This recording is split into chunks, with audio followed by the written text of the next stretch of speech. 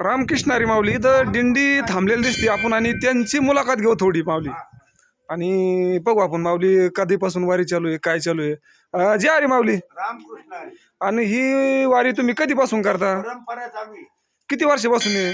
आता मला काय सांगता येणार नाही तशी वाऱ्या किती झाल्यात, भरपूर झाल्या. आता पांडुरंगाने लय वाऱ्या बोलिलेल्या करतो तर आम्ही बी आणि अजून चालू बी. आता हे तुम्ही जे दिंडीत वारी करता हे वारी दिंडीचं नाव काय नेमकं? रामनाथ नाना अकुलकर डांगेवाडी मडिऊन काढतो. हा हा हा, चैतन्य कानिपनाथाच्या नावाने काढतो. आता त्यांचा मुलगा आहे सभापती. अच्छा अच्छा. हा, आणि आता हे आता तुम्ही आता कोणत्या गावात थांबलेले तिथं नेमकं? आता इथं मध्ये मंदिर आहे. हा. त्या मंदिरापाशी नानाचा ठेपा होता पहिला पाय नळीचा, तेव्हा आम्ही इथं आराम करतो. शंभो महादेवाचं मंदिर आहे. आता इथून निघणार डाकू लिमगावला जाणार. आणि मग आता समजा तुमची दुपार कुठे आहे समजा? काय नाव ते चापडगाव.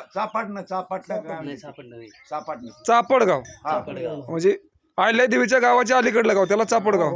हो बरोबर. शिवाच्या अलीकडे.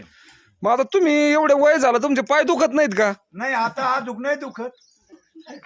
दुखल्याच्या नंतर बघू.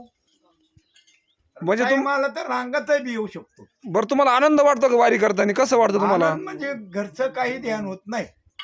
शेतीबाडी नाही, कोणी कोणाचं नाही. नाही नाही नाही, म्हातारी संघ आणली नाही औंधा. मी स्वतः एकटाच औंधा वारी चाललो. निमतीला देऊन टाकू. आनंद वाटतो ना? आनंद वाटतो आपल्याला. बरं ठीक आहे माऊली, तुमची मुलाखत घेतल्याबद्दल धन्यवाद. रामकृष्ण हरी माऊली.